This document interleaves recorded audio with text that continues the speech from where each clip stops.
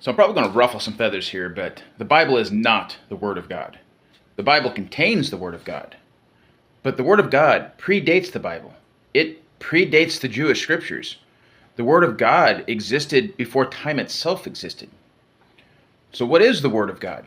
Well, whenever Satan was tempting Jesus on the mountain or out in the wilderness, he said, command these stones to become bread so that you could eat. And Jesus said, but man does not live on bread alone, but on every word that comes out of the mouth of the Father.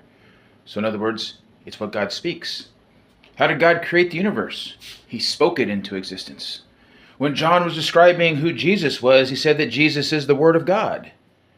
So in other words, now in the Greek it says logos, which means the reasoning, but they chose to use the word word for the English translation to make better sense of what was being conveyed in the Greek.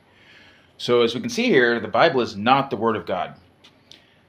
The problem is translating from one language to another, and language evolves over time, so you constantly have to make updates to the scriptures in order to convey what was originally being conveyed in the original languages.